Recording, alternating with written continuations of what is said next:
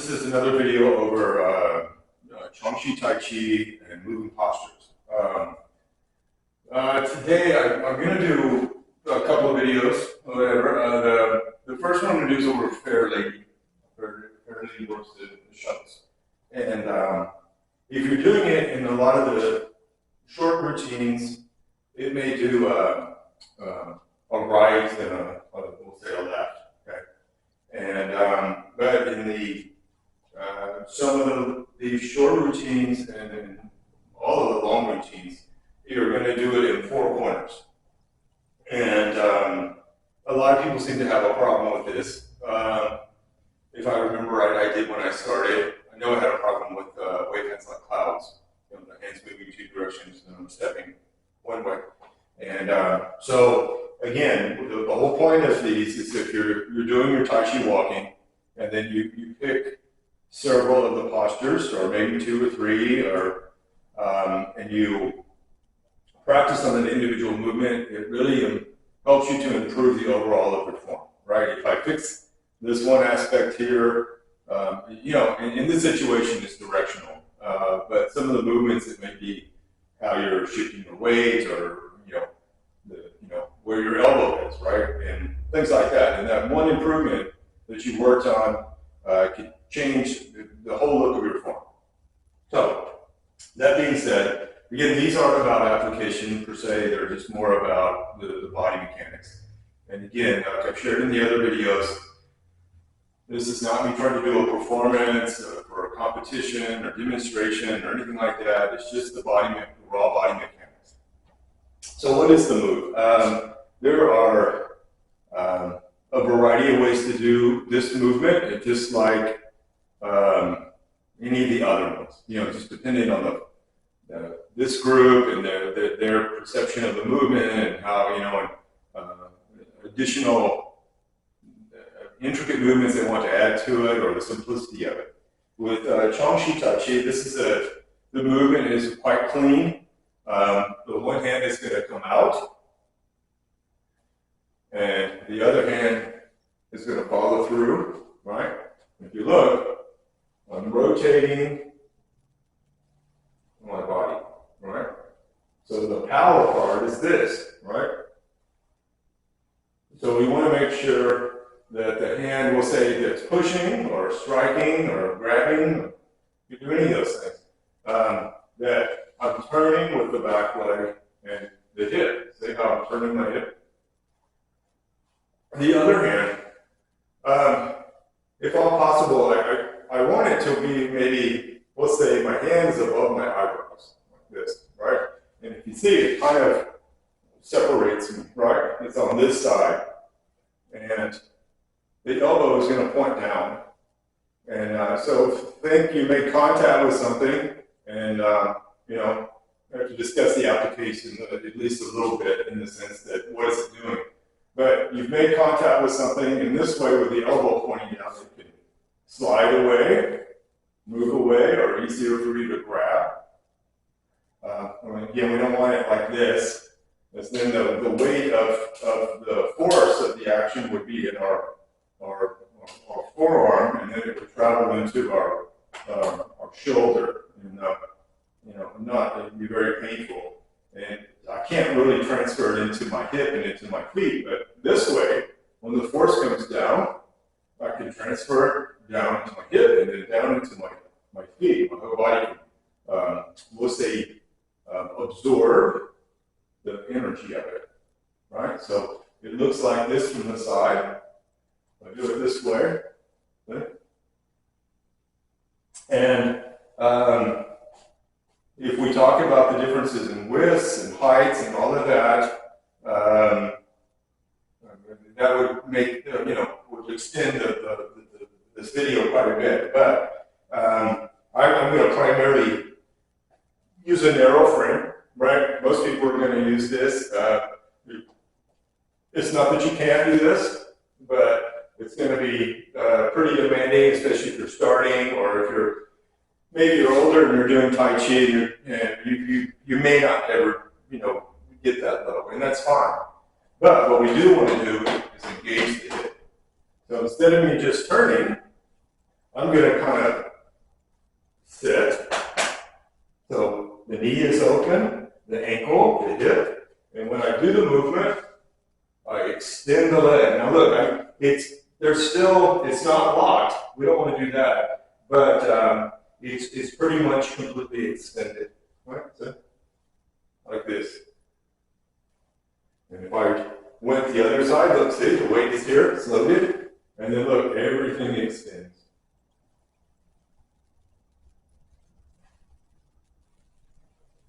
If I do them in a line, which I recommend at first, and then if you're trying to really develop the directional aspect in the form, we're going to look at that too. But in a line drill, it's a fairly simple one to do. Now some styles will do all kind of things, they'll twist and all of this, and that's fine. Just what I do is a lot cleaner looking. It doesn't mean that it has less value because we don't have these intricate actions. But for practical use, if I was using it for self-defense, it would stand to reason that a simple direct movement would be better than making, we'll say, extra actions. So again, in a line, right? And look, I load the leg, I extend. And look, I'm trying to get everything to end together, right? We don't want to go like this and then do our arms, right? We want every aspect of the body to end together. That's our goal, right? So not this kind of stuff, right? But everything together. And in the beginning, it's difficult. For some people that got, really good coordination and all of that stuff. But I'll do it this way.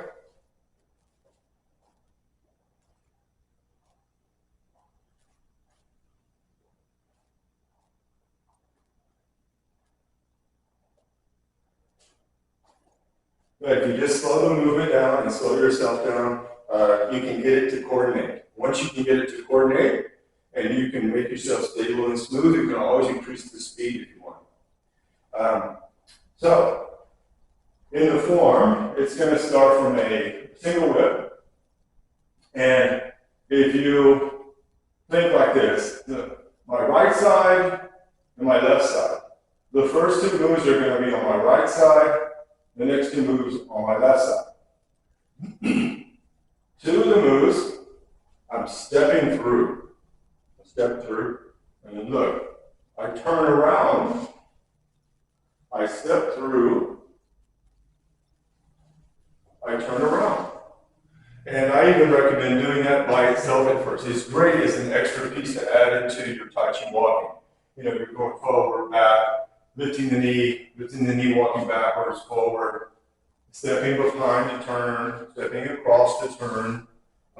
And using these angles is another great way to train, to help you with the dexterity of your feet. So from here, I turn, and look, the weight is already coming here. I'm going to pull the foot through, and the weight's on this leg. And as I extend, I stretch me, see? So I extend the body and I twist the waist just a little. Now you don't have to do all those pieces in the very beginning, but as you go along, you can keep adding in more details. Now look, I'm going to turn around, the turn of the foot, I'm going to step, and then look, I pivot. Now, do the next one, I'm going to go to that corner, I'm going to step through with my leg, and as I do, I'm going to change this one a little bit so that I can use my hip again, and I rotate. All right? And a lot of people, see the weight is on the back leg, right? It's not, a lot of people think that the weight is already here. It's not. So, and that's what several of the moves I was teaching a student this morning, and he's progressing along great, but he's still putting too much weight in the lead leg before moving his arms for the posture. And that's great for everybody to keep in mind, right? I want to extend the leg in the direction I want to go, and then as I transfer the weight, that's when I move the arms and I complete all of it together. All right, so again, I'm here, I turn, I step through, I turn, and I step through. Right, and see this, again, I'm protecting my head, I'm pushing into the person's upper chest. Now I step across. Now I'm going to do more and I'm going to turn around. So I bring the foot in, I step where I want to go, and then I transfer the weight. And then usually in the forms, this is followed up by diagonal flying or slant flying, or war dog, depending on the style you're doing. We'll move back a little bit so I'm not all up in the camera. So again, I'm here, and I turn. I turn around. I step through. I turn around. And then if I wanted to, I'll come through again. And I'm going to do it this way. And I'll do it that way. So some people, it's easier for them to follow facing the front or behind or even seeing something from the side. So I've got my single whip. I turn, I step through, I turn around, I step through, I turn around, and then if I wanted to do the slant fly, I'd step through again. And I'm going to do it facing this way. I step through, I turn around, I step through, I turn around, and then I come through again to do my diagonal fly. Now, like I said, just to get the idea of the movement, straight lines are great, right? I can just do it from here.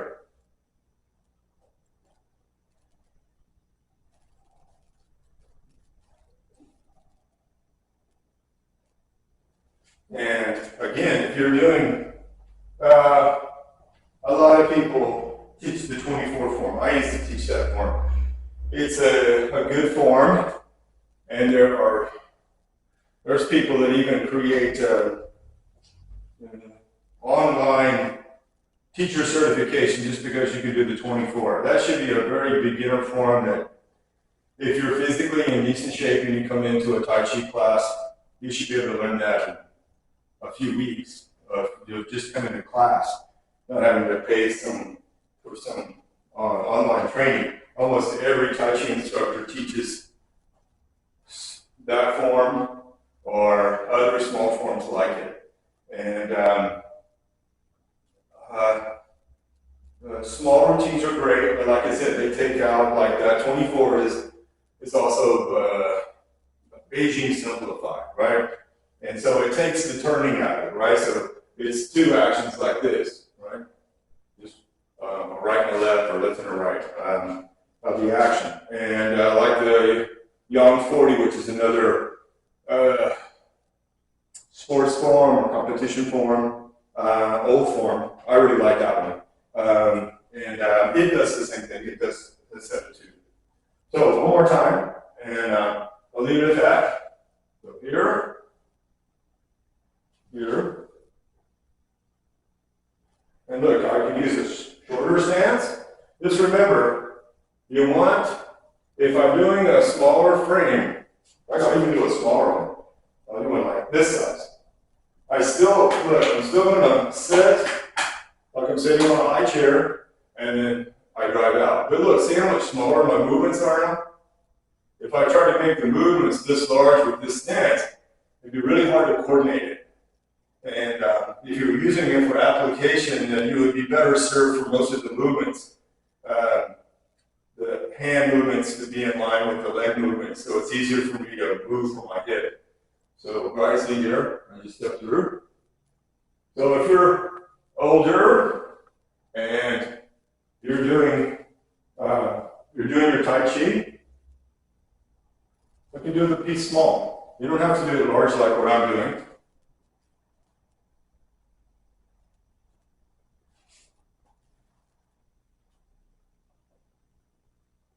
And so anyway, you've got the walking, and turning around with it is pretty easy too. Say I'm here, and look, I can just segue to another one.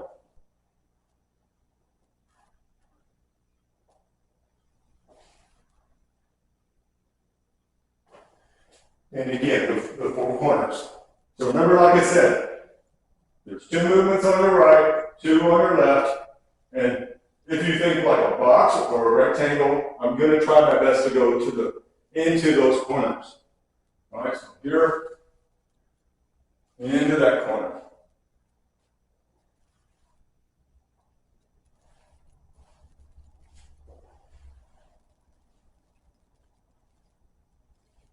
I hope that helps with the posture. Again, that one is a difficult one for people in general, and I think it's the two different things that are going on, right? It's the coordination of the movement, which let's not say it's difficult as something like white crane spreads its wings or something, but it's the additional, the directional part of it, turning around and stepping through. So anyway, I hope you liked the video, and thank you for watching. And if you're not subscribed, please do so. And if you liked the video, please give me a like.